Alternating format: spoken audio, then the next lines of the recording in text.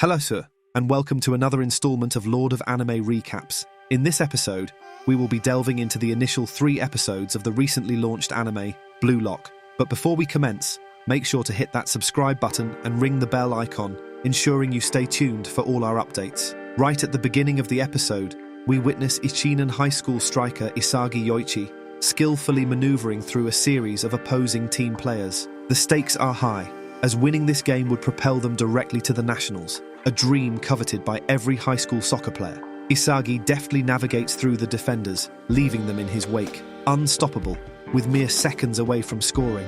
Isagi spots his teammate Tada-kun in his peripheral vision. Tada signals for the ball, hoping for a tap-in to equalize. The pivotal decision rests with Isagi, to either seize the spotlight as the hero or prioritize teamwork. Isagi passes the ball and plays as a team, but his dreams are crushed when Tada-kun misses and allows the opposition to counter-attack and score. The goal is scored by Kira Ryosuke and sends his team into the Nationals. With his head bent low, Isagi and his teammates get an emotional talk from their coach, who starts crying like a child, snot and tears mixed together. A dark cloud hovers over Isagi, who feels responsible for passing and not taking the shot himself, along with all the glory. His poker face could tell what he was thinking. From a young age, Isagi's dream was to become a star striker for his nation, and this determination drove him to practice every day.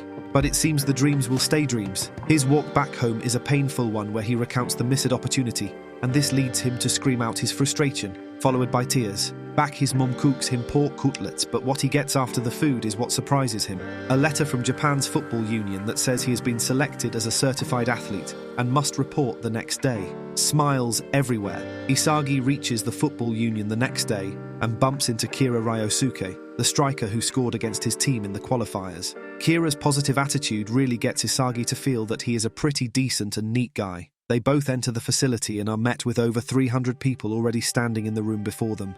And not just any people, but some of the best high school soccer players they could imagine. The lights dim out, and from behind the curtains appears a man with a weird-looking haircut called Ego Jinpachi, the man hired to make Japan win the World Cup. Jinpachi talks proudly of his plans to pull out only one best striker from amongst these 300 candidates and take him to stardom. His ideas and plans don't sit well with Kira, who appeals to them along with others. But to be the best striker is Isagi's dream, and he races through the doors of Blue Lock to prove to everyone that he is the chosen one.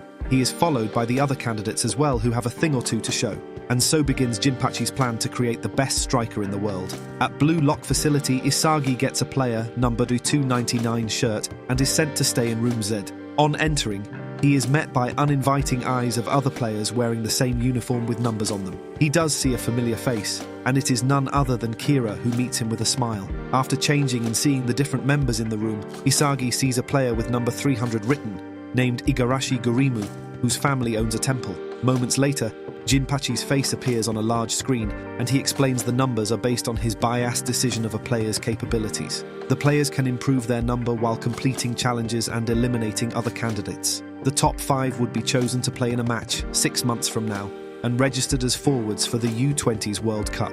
But if they lose any time, they will not be allowed to play for the national team. For their first challenge, they are to play tag with a ball using only their feet. Once the timer of 136 seconds ends, the tagged person will be eliminated. Igarashi is the first one tagged, and he tries his best to kick the ball to someone else. He tries to play dirty by kicking it on the guy sleeping, but instead gets kicked in the face. Seconds running by, Igarashi manages to hit Kunigami, who out of anger kicks it with full force on Isagi, who was held by Igarashi. The game of tag goes on, and Isagi has to tag someone else. He corners Igarashi and almost tags him, but instead plans to tag a stronger opponent. His wish is granted when the sleeping man goes utter berserk and snatches the ball himself to pin Kira. Thus, the two-corner Kira, and with utter force, Isagi kicks the ball straight on Kira's face. The timer ends and Kira is disqualified. Blood and sweat pours down Kira's nose as he can't believe what just happened to him. Staring with blank, unbelievable eyes at Isagi, he asks what he just did to him. Isagi tries to defend himself, but is stopped midway by the angry and frustrated screams of Kira. In a different location, Anri-chan gazes dishearteningly at the newspaper, revealing Japan's latest defeat in the qualifiers, falling short of progressing to the round of 16, despite Anri-chan's determination to alter the outcome. The other board members exhibit a different perspective, prioritizing financial gains over the nation's future goals. Anri-chan had proposed the inclusion of Jinpachi, and the Blue Lock facility to cultivate the ultimate striker. The atmosphere is once again filled with disappointment and heartbreak between Kira and Isagi. Jinpachi's image reappears on the screen, this time informing Kira that he is unfit to be a striker and should depart from the facility. Kira questions the entire notion of this seemingly futile game of tag, his frustration reaching its pinnacle.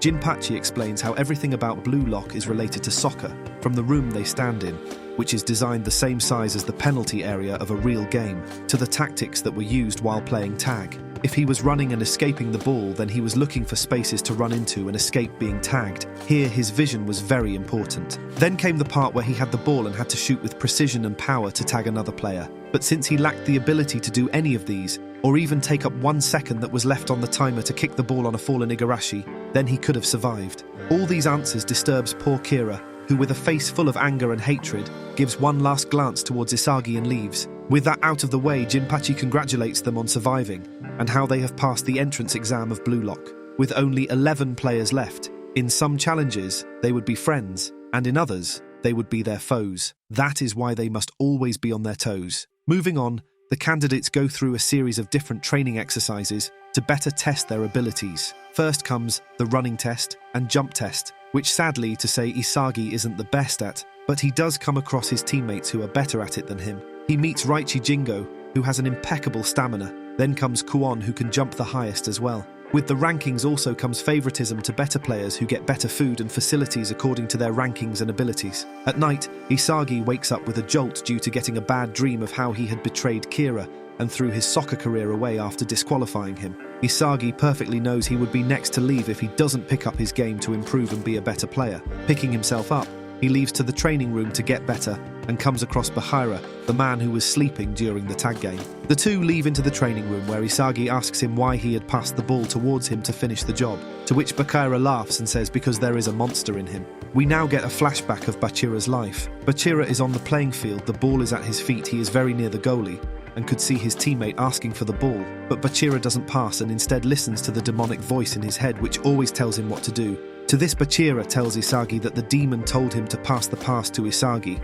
because just like him, Isagi also possesses a demon, and it can be seen through his eyes when he badly wants to win. The physical tests are updated and the players get their new rankings. Isagi gets the ranking of 274. Jinpachi appears again on the screen and is met by unhappy candidates of the Z group who want better playing facilities and food. To this, he tells them to work their way up instead of complaining all the time, because in Blue Lock the best player is king, while the others have to work extra hard to be recognized. We are taken away from Blue Lock and into the hotel room of the best midfielder named Itoshi Sai, a genius midfielder in the well-known academy called Royale. The press bombard him with questions of wanting to start playing for Japan, but he degrades the Football Federation of Japan, calling them weak and not having a striker capable enough to receive his world-class passes. With that said, he storms out of the room with his agent following him. Midway, his attention is caught by a press conference conducted by the Japanese Football Federation, who are being questioned about the Blue Lock concept. Anri-chan abruptly answers all the reporters' questions, talking about her big plan to create one big striker. This doesn't sit well with the reports who start shouting at her. However, Itoshi cancels his plans to go to Spain for a match and says he wishes to stay and see with his own eyes who this special striker will be. Back at the Blue Lock facility, Jinpachi just throws in a new challenge where two teams will face off one another in a match. The winning team will stay, the losing team will go home.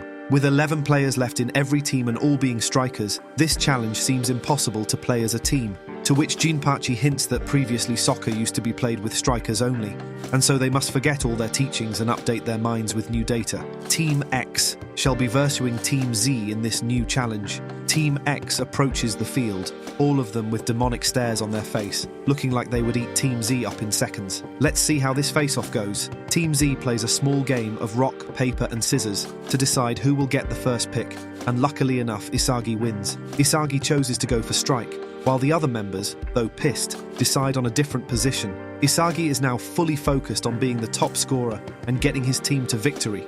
His teammates share the same ideology of winning. However, we get to know that one thing still lingers in Isagi's mind, and those are the words of Jinpachi, a battle about creating soccer from zero. Team X approaches the playing field, a demonic hue appearing behind them. Bachira could sense that Isagi is nervous and calms him down by telling him to enjoy soccer, since that was the reason it was made. Confident and relaxed, Isagi focuses his eyes on the prize, and that is to win. The whistle blows and the game starts. Isagi takes the ball forward and tries to make a decision to pass, but in seconds the ball is taken from beneath his feet from his own teammate Yoichi, who doesn't at all care about the team but his own self. Wanting to be the top scorer and move forward, Yoichi runs with the ball, but it is also snatched from him by Kunigami, who, unlike before in the locker room, wants to also be the top scorer. The fight between teammates has started, and no one cares about working as a team. If you thought that was bad, it gets way worse as the opponent team also joins in the brawl of being the top scorer amongst themselves. This sight greatly disturbs our main protagonist Isagi, who never thought soccer could be manipulated in such evil ways. But between the bodies of fighting teammates and opponents, one player emerges with the ball, and it is Shuei Baru. Baru races forward with the ball, dribbling and cutting between the players. Isagi blocks his path, but Baru eyes him with a murderous look and spites him to get out of the way or face death. 1, 2, 3. Baru dribbles between Team Z defenders and finally shoots to score with a magnificent shot. He walks back to his team, a sense of pride and power covering his body, and says, on the field he is the king and the ball his servant, made to serve him. Team Z fights amongst each other for letting the goal happen, a sign that the team is weak. Game resumes, and this time Igaguri steals the ball and tries to run and score. All Isagi could do in this case is again just stand and watch with horror. The ball gets stolen from him and the opposite team counterattacks. However, this time they do not work solely but as a team, positioning their players accordingly and supporting Baru. Team X show their exquisite way of playing and adapting. Baru passes the ball to his teammates and they score again. Isagi finally understood what it means to create soccer from zero. In the case of Team X, they are creating soccer from one, and their number one is Baru, who has made them coordinated. 3 minutes on the clock remains and they are 5-0 down. Isagi's team is exhausted and frustrated beyond measure. Isagi and Bachira take the ball to the starting line and plan to strike with just the two of them to score only one goal before time runs out and turn their 0 into 1. The whistle blows and Isagi does a run for the goal line while Bachira blocks the ball and waits for an opening. Isagi comes close to the goal, so Bachira releases the ball, which he controls with his first touch. But before he could shoot, Baru comes in front of him with his big body and intimidating looks, telling Isagi to not take his limelight and blocks his way. Isagi, trapped, visualizes what his next move should be. Should he pass the ball to Kunigami and Yoichi, who are coming from behind? Or should he take the glory and score? He decides to shoot, but all at once everything slows down, and the little monster inside of him tells him to pass the ball to Kunigami. Like a reflex action, Isagi passes the ball, and Kunigami shoots with his first touch to score. They have now turned their 0 to a 1. The whistle blows, sounding the end of the game. Enraged at Isagi, Yoichi barges into him and screams at his face for not passing the ball to him. Still in shock over what happened, Isagi could not come up with a logical explanation. Out of the blue, Baru appears and calls out to Isagi, telling him he is not fit to be a striker and has no talent because he froze on the spot. Yoichi pushes him away and leaves along with everyone else, while Isagi sits on the ground in complete shock. Back in the locker rooms, everyone is angry and frustrated, especially Yoichi, who has been making the most chaos. Nonetheless, the commotion dies down when Kuon shows his anger and explains to everyone that they still have a chance to progress further. The idiotic and sassy Igaguri asks him if he has a plan to make them win their next match, to which Kuon says he doesn't. Kunigami interrupts the conversation to imply he was only able to score because of the teamwork of Isagi and Bachira. A naked Bachira also agrees to this remark, calling it beautiful soccer. Finally, Isagi musters up the courage to explain how Team X turned their 0 to 1 concept by depending upon Baru, who led them towards victory, which is something they must be doing. If they all worked separately, their ego would be exposed, and they cannot score at all, which means they can never progress forward with that mindset. This conversation is left incomplete with the appearance of Jinpachi on the screen. He says that Team Y have conceded 8 goals against Team V, which means they still have a chance of progressing. However, despite the last-minute goal against Team X, they still haven't discovered how to turn their 0 to a 1. Jinpachi proceeds to explain the dynamics of football and how each player is valuable for the whole team to progress forward.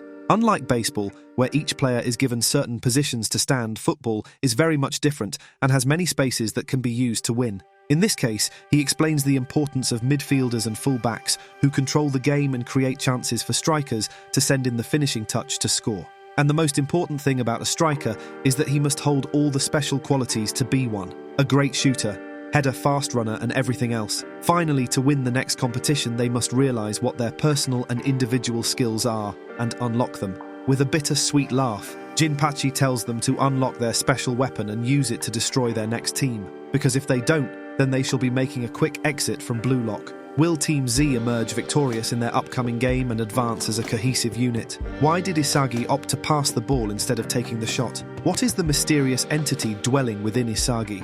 Will Isagi transform his aspirations into reality and claim the title of the world's premier striker? Answers to these questions await in the forthcoming episodes of Blue Lock. If you're a subscriber with notifications activated, you'll soon discover the unfolding narrative